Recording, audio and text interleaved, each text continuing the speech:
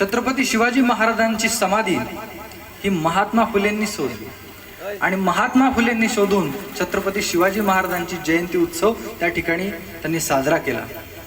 त्याच रायगडाच्या पायथ्याशी डॉक्टर बाबासाहेब आंबेडकरांनी मनुस्मृतीचं दहन केलं। हा संदर्भ लक्षात घ्या की हा संदर्भ नेमका काय।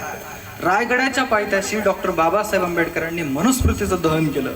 मनुस्मृती म्हणजे काय होती की जी हजारो वर्षांपासून इथली सामाजिक व्यवस्था, इथली राजकीय व्यवस्था एका विशिष्ट वर्गाकडे त्या ठिकाणी आकर्षिली होती। म्हणजेच बाबासाहेब म्हणायचे की ही जी सामाजिक व्यवस्था जी आहे ही पूर्वाश्रमीची, ही एक इमारत आहे आणि त्या इमारतीला शिड्याच नाहीये। ही एक इमारत आहे आणि त्या इमारतीला शिड्याच नाहीये। म्हणजे खालून वरती जायचं तर खालच्याला वरती जाता येणार नाही आणि वरच्यालाही खालती येणार नाही। मग ही सामाजिक इथली असणारी विषमतेची ही इमारत कशी तोडायची, आणि म्हणून बाबासाहेबांनी त्याच्यावरती हादरे टाकले आणि आपल्या अमोघ अशा सामाजिक कार्यातनं त्या ठिकाणी हा संपूर्ण समाजामध्ये बदल घडवण्यासाठी त्यांनी त्या ठिकाणी काम केलं।